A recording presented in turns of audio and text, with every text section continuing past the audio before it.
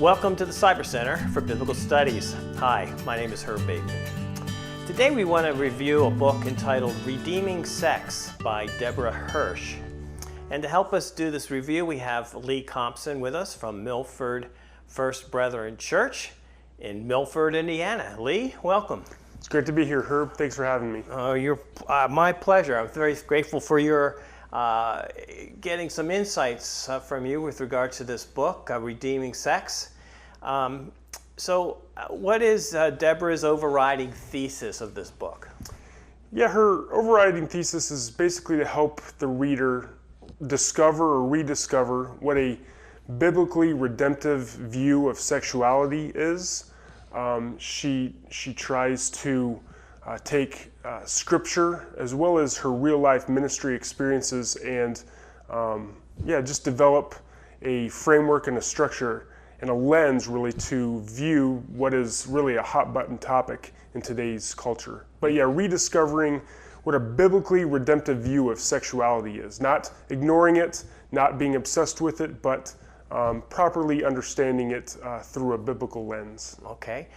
So how does she go about doing it? Does she take her book and divide it into units, or is it chapter by chapter, and exactly what type of things does she cover? Yeah, she has a number of chapters, but there are three main units she's divided her chapters into.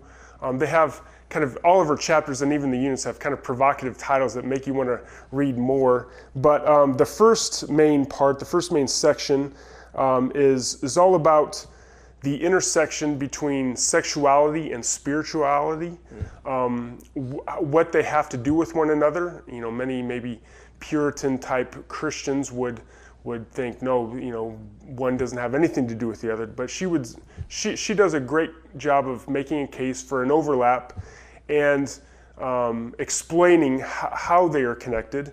And really getting to the idea of what I would call intimacy. She uses the term sexuality, but I would call it the importance of intimacy and how we're hardwired for that. No matter men, women, it doesn't matter. We're all hardwired for intimacy, and so what that looks like. That's her first main section. She also should add, she does describe how that is distorted from the fall. We're all hardwired for that, but it's been distorted by sin, by culture, by the world.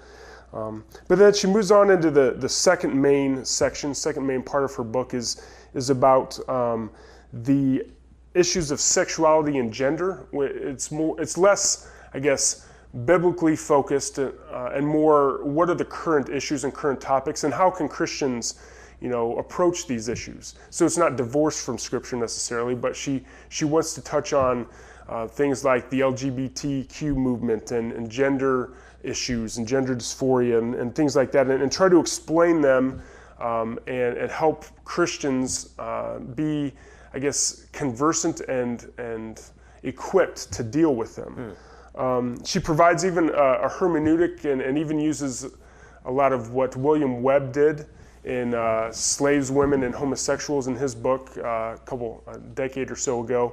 She uses that hermeneutic to try to offer a biblical view on all of these issues, and I think it's a generally conservative approach and a conservative belief, but at the same time, she's not going to let anybody be comfortable, whether you are completely affirming of homosexuality, just to take that issue, or if you're completely rejecting that as appropriate or biblical. She's either end of the spectrum. She's not going to let you really be comfortable, and that middle part of the book is really good at kind of drawing you to the text and your presuppositions and your interpretive approach to Scripture. And then finally, the last section of her book it's just entitled The Mission of Christian Sexuality, and that's basically she offers several chapters worth of insights into how to move forward. Her and her husband are actually semi-well-known figures in the Christian discipleship world. They have interesting testimonies individually, so she has a lot of experience to draw from, and she does a very effective job at helping all Christians, again, no matter where you're coming from, whatever maybe your particular belief system is going into the book, I think she she points you in the right direction about how to best be Christ and be a light in this world, specifically with the issue of sexuality. Okay. What spurred you to read this book? I was at a conference a little over a year ago, and some friends of mine who were also in ministry, they recommended going to hear her speak at this conference. And I knew it was on gender and sexuality, those kinds of things, and so I was interested, again, it being such a hot button topic. So I went, and I was blown away by her approach, by her biblical understanding of these issues, but really also getting to the point of what the critical issues are, what are the critical assumptions and principles that are involved in these discussions. So yeah, that's what piqued my interest. I a little bit later on, I bought her book, and it matched what I had heard from her at this conference. What were some things that really caught your attention? Was there one or two items that, when you got done, you sat there and said, "Wow, I never thought about it that way"? Did you have any of those type of moments as you read her book or when you were done? Yeah, I certainly had a lot of aha moments and moments where I just had to kind of ponder and consider what she was talking about. She does a great job of making a complicated subject very simple, but also just explaining the complicated nature of it, and to communicate that over a page or even in person as she did at the conference. I didn't feel as lost as I did, I guess, in some of these areas.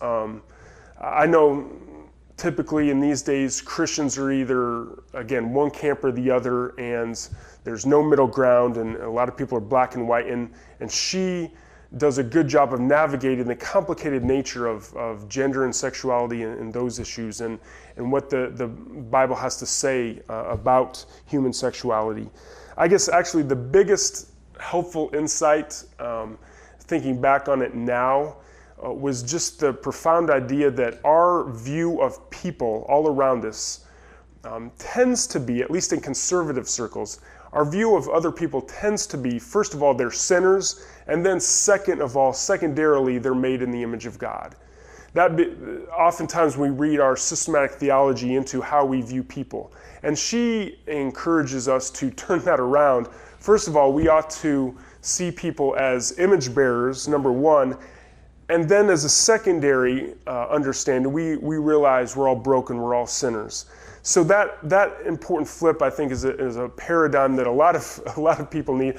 I needed to be reminded of that, and it brought everything into, kind of coalesced into a big aha moment. It's towards the end of the book she explains that, and that was probably the biggest takeaway I have from that, just the importance of, again, first seeing people, no matter their appearance, no matter their orientation, no matter their, again, gender, seeing them as image bearers, and then sinners, not sinners and with the side of image bearing.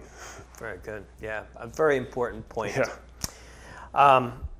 Do you think there was anything you wish she had covered that she didn't?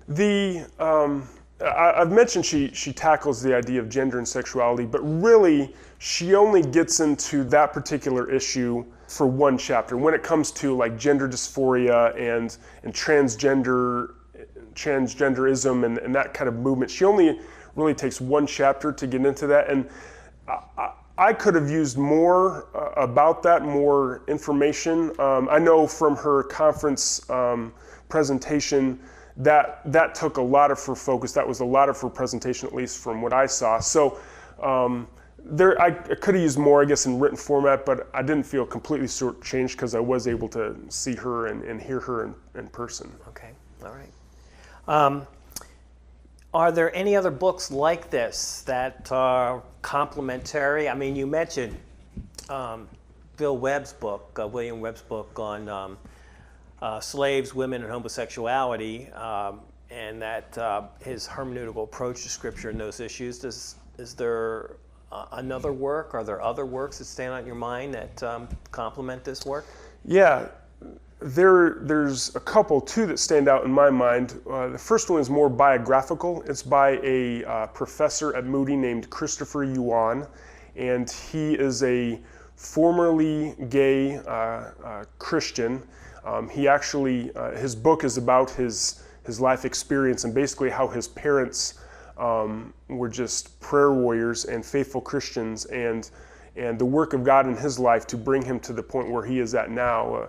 Celibate, but a Christian professor at Moody Bible Institute.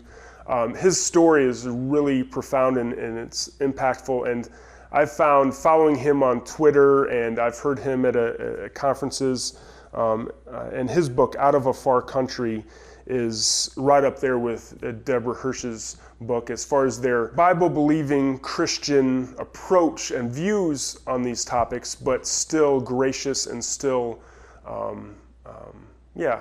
focused on the complicated nature of it. There's one other book by Mark Yarhouse called Understanding Gender Dysphoria, and it's a much more clinical and technical book when it does address the transgender issue, and his came out just, this book, her book is from 2015, his is probably 2016 to 2017. His is a little bit more recent, and I think is very helpful, again, from a conservative evangelical view, but also from a technical, clinical side of what are the factors that go into this. What does the science say? What does the evidence? What do the surveys? What is all going on with it? Because again, I feel sometimes pastors and Christians can kind of just put a label on somebody or something or a movement and just push it to the side and ignore maybe what's really going on. And so his book is a helpful one, Understanding Gender Dysphoria. Okay, all right. Well, Lee, thank you so very much for sharing this book, Redeeming Sex by Debra Hirsch. And I trust that this may be a book you may consider reading in light of our culture and the challenges that we face with regards to sexuality, and that it might be a book you might pick up and read along with the two others that Lee has recommended. But in the meantime, I trust that you will walk with the King and be a blessing. Thank you.